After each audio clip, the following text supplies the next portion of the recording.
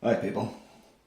So I've got a Ryobi battery here today, which has decided to give up the ghost. Now, what I'm hoping is there's absolutely no voltage here. Well, within the tolerance of my wonderful meter. But what I'm hoping is this board's pissed off. I left this in the charger for about a month. I've come back to it. The charger says either no battery or dead battery. Bad one. It sort of swings between the two. But, oh dear. Nothing at all.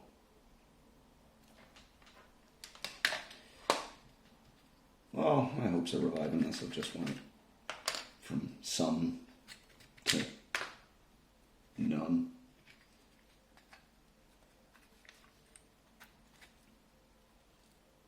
Some more screws in there. There we go.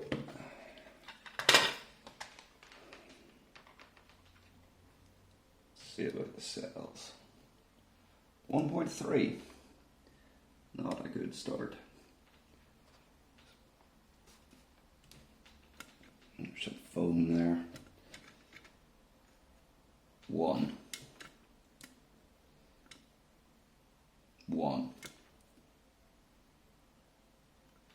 Half.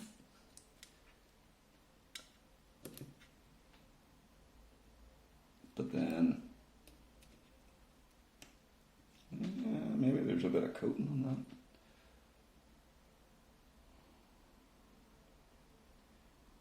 So, okay, I do actually, there's a bit of coating on this, but I have total voltage of 4 volts. Now I have to make the choice. Am I going to do this the scabby, lazy way and try just an unbalanced charge, or no, you know what? I got a power supply. We'll go, say, charge the 3.3 volts. See that we can get the cells up to there, and then decide how lazy I'm going to be. I mean, I have one working battery in the drill, but yeah, I think that's the plan of action. This one's completely dead. Now there's no output because this board doesn't like what's going on inside. Obviously the cells discharge way below what they should have, and I'm quite surprised because I charged this battery not long ago. Hopefully it is not going to be too much of an issue. But I'm going to bugger off, get a power supply, start charging. Yeah, just if you're going in and doing this sort of thing, it's a wee bit of foam that'll need to go back on. I am guessing thermal trip maybe. Ooh. I'm popping pieces off. Can't say I recommend any of this. I'm also got to work out my polarities and not screw that up.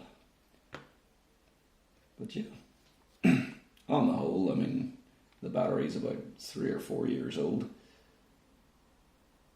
And yeah, it's held up until I left it in the charger for a month. I'm not sure if there's an issue there, but we'll see. I will be back with a power supply. So I'm not sure how much of this I'll bother with. The reason I went with 3.3 volts is because there's computer power supplies lying about, and it seemed not unreasonable.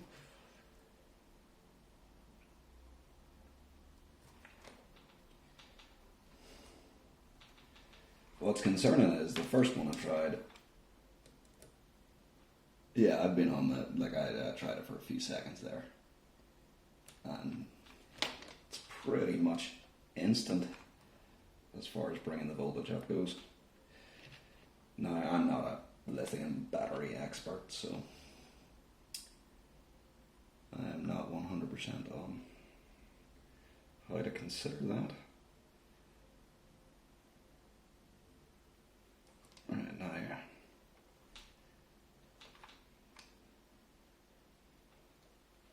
just want to do a bit of a sanity check on my polarity. So that one,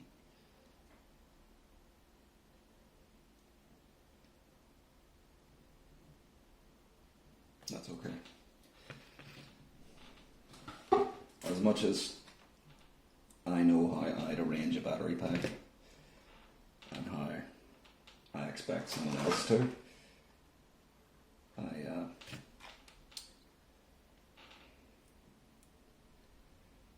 I wouldn't take it as gospel, I'd double check, especially because, there's a reasonable chance of this going horribly wrong in the sense that, they're lithium cells. I will not hesitate to throw this thing into the backyard if I don't like the look of it.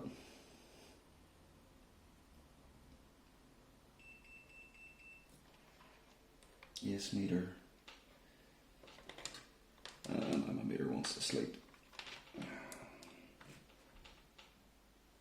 Yeah, the voltage comes up really fast on these.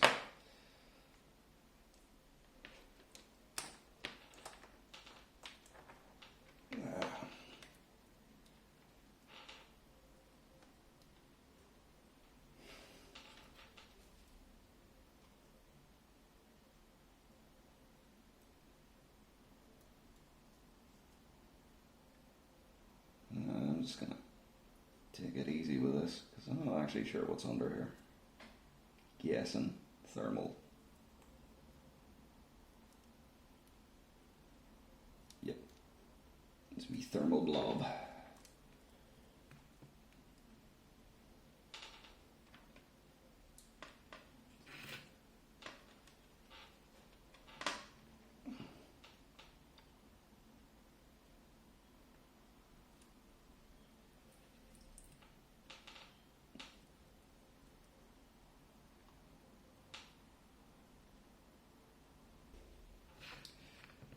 So at this point, we got all the cells up to about 3 volts.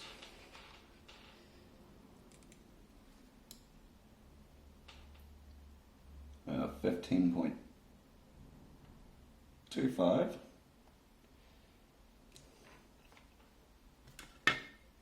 So that was the boring bit. Now,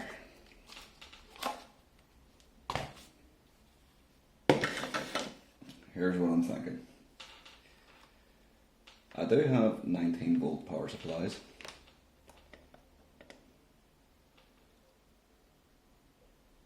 I do have a variety mix of ways to do this. But this thing's pretty much what I want this to be. Science? Or impending death, I don't know. We'll see. Knock the first light off.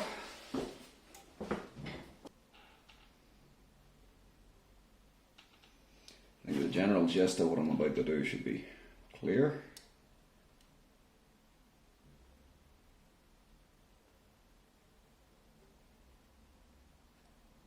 Ah, that's not going to work. I'm stupid.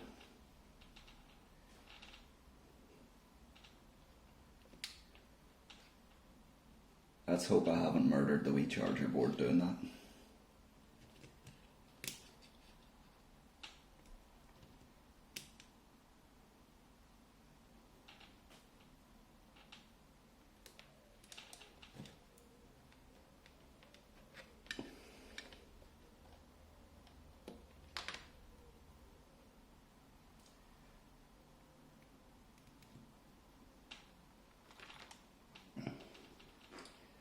Okay, so I got a sort of connection here. I wanted to monitor, what sort of voltage is going around here.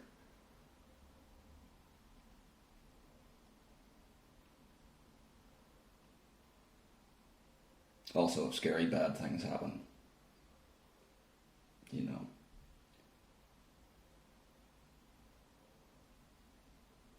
So we're coming up on the hole. I'm guessing, so what is it? It's 3.4. That's 15. And another 2. So we'll try about like 17 and a half. I want to do as little of this as possible, because it disturbs me.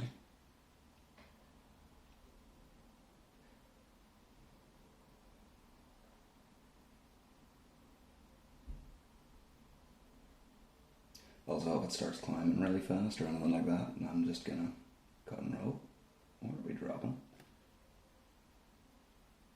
That concerns me as well.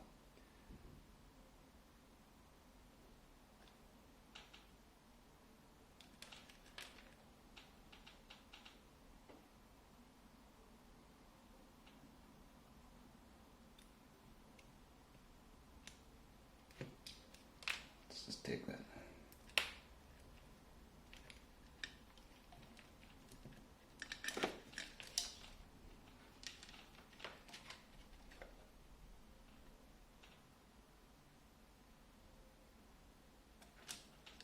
Got anything on this yet? Ooh. Ooh. I don't think I needed to do as much of that as I thought. Question is, do I have to put it completely back together again? Just to find out. No, I think I can get the charger on that. Oh yeah, that's what I'll do. Let's see if we killed our other battery. Nope. Yeah, I have like small screwdrivers. Whoop. That's what happens whenever you have a big light in your face. But, yeah, let me get the charger. See if we're done what we needed to do.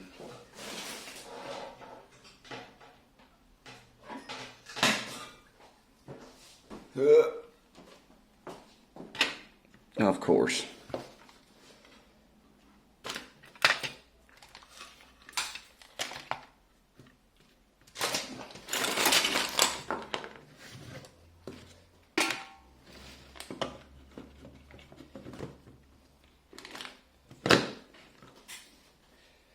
It's just,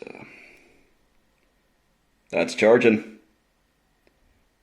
Hey. That was a lot less hassle than I thought it was going to be. Anyway, gist of this is, if this happens once, I would say your battery's probably going to be okay. Maybe. I'm still not 100% on what happened, because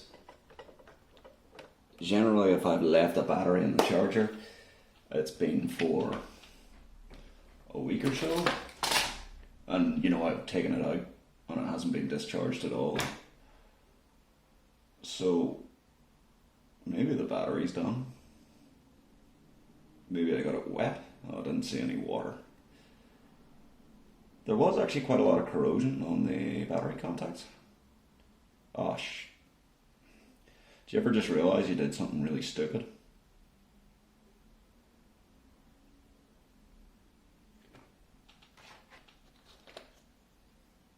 Can I get the battery back out now? Ah, yeah, that's okay. I wasn't sure if there was an extra clip. But yeah.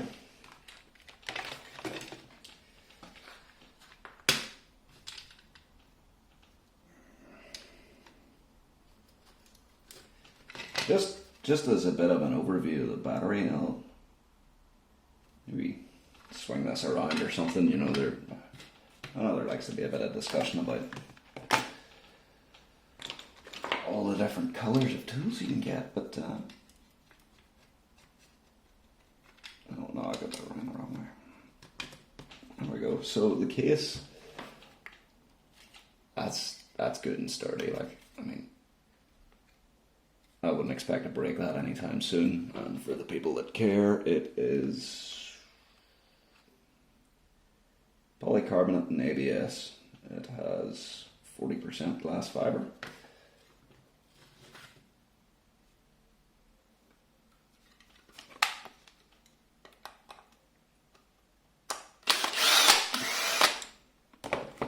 Yeah, it's probably bad form to spin tiny wee security bits. Weird drill. Same on top, just a different colour. Not much else to say. I mean, like, the battery pack's well enough made. It's got LG cells. I assume. I mean, I'm not an expert on lithiums. The board itself, I mean, a nice wee heat sink there. I've never known these to get particularly hot. Now, one thing is, when I left this in the charger, you can see I've scratched it off already. Can you even see? Yeah, you can. That the contacts had corroded onto it for some reason. That's the only thing that made me think maybe it somehow managed to get this wet or covered in condensation. One thing I'd make sure of is, if you're doing this, make sure you get that back on, because it is a thermal probe, I think. Pretty sure it is. Other than that, yeah, I will assemble things in the wrong order some more. Now, what's funny is there are a bunch of little locating holes. Oh, there are nubs here that don't correspond to some of them. So I'm thinking maybe, no, they're maybe from manufacturer. There's a lot of wee nubbins and features around this cage that don't seem to relate to this particular pack.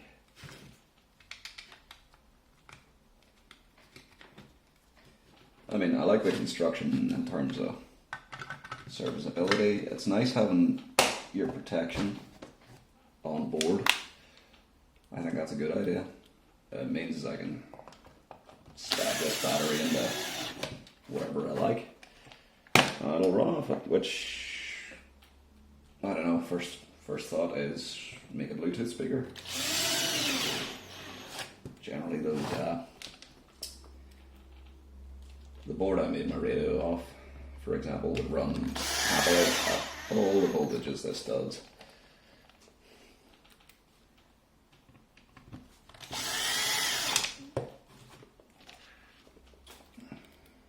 I'll probably leave out all this now that I think about it, because it's boring.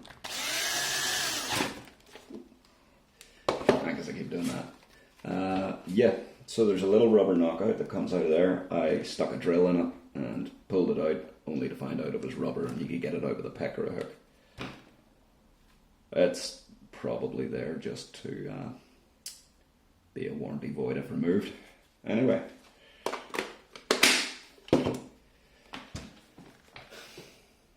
Charging. I shall come back and do a scummy test. I got a notion.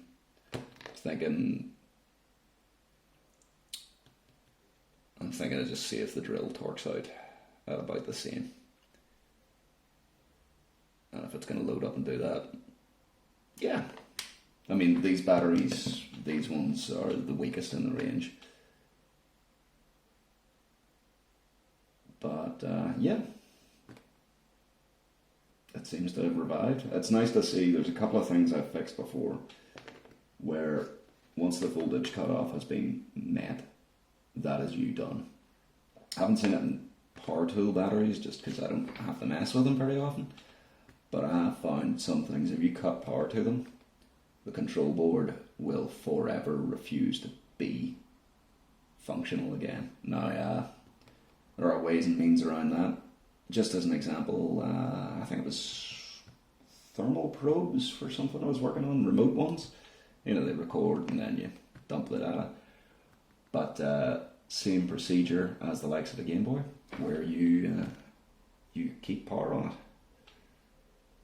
You know, you connect two batteries in parallel, remove the old battery, and then if you're lucky it works. It depends on, you know, what way these things are set up.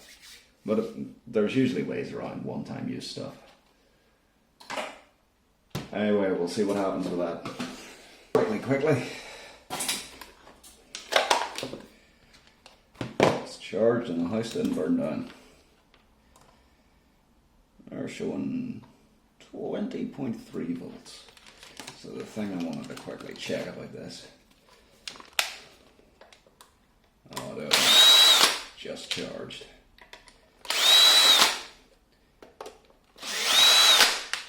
Is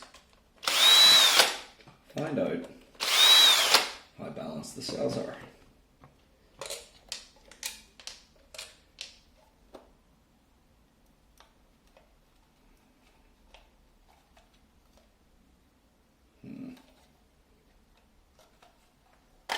There it is. Oh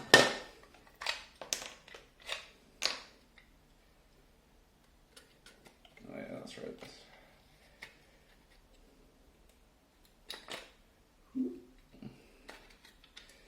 Suddenly a lot more fearful of this thing now that it's alive. So, 4.15 volts. Let's get that one onto the phone. Yeah. It's this side.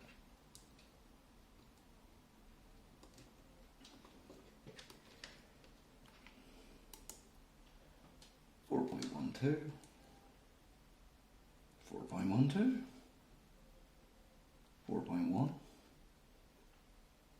So what was that? 4.1. So I got 0.05 volts difference maximum.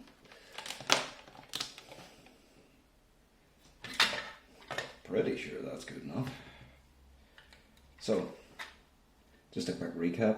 What I did was bring each of these up to around 3 volts individually. Now you got to watch your polarity. Once I got them up to about there, I gave them a charge off another battery on the 2 main terminals, not through these. Once I saw voltage on these, I put it in the charger and it has sorted itself out. At least as far as battery balancing and all goes.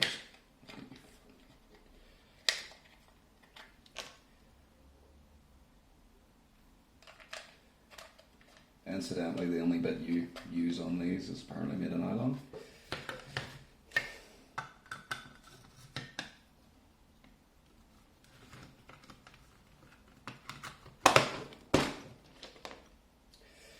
Pop this together, stick in the drill and see if it's torquey.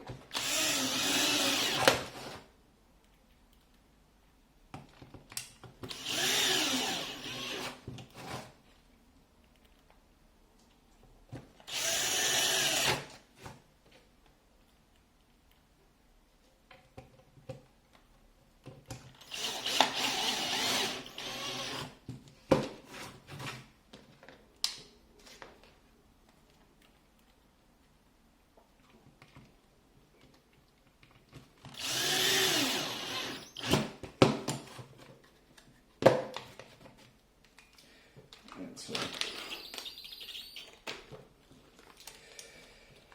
I don't think that one's perfectly charged, but let's see if I can do. Oh, yeah, feels like it's about right. Seems to have went back together about the same as the other.